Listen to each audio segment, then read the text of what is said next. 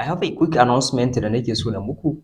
So, wannan ɓangare misali normally kwanakin nan kun ji ina ta magana akan cewa ina koya wa mutane yadda misali nake creating content kamar yadda nake videos kenan har zuwa part ɗin da ya kai yadda nake editing videos.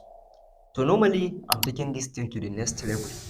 Normally ina koyar da kawai yadda nake creating misali content da yadda nake editing.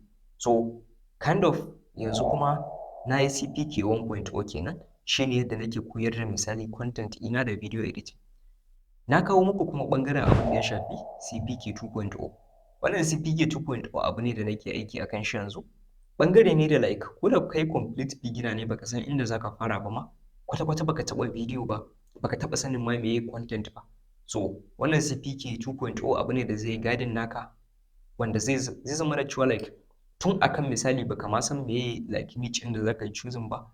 Wanne ɓangare ya kamata ka mayar da hankalinka ka dinga creating content akan shi, ideas inda zaka generating, yadda zaka yi video din baka da light inda zaka fara video da ita kwata-kwata, har zuwa kan abin da ya kawo yadda zaka yi editing, all the abubuwa da zaka sani akan interface na software inda zamu yi choosing.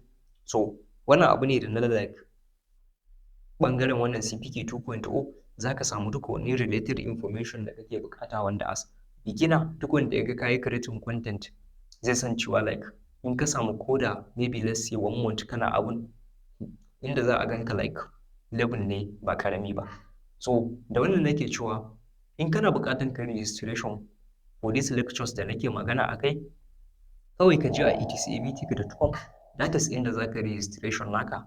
In kuma misali you want to talk to me kafin ma ka registration ko wani abun, this is my contact. Za ka iya mun magana, let's say in WhatsApp ne, za ka mun magana akan misali wani tambaya da kake da shi akan wannan misali community din nawa kafin ma ka yi joinin wannan abun kenan.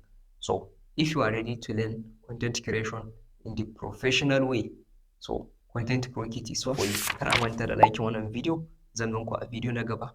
Yours, Abtech. Peace.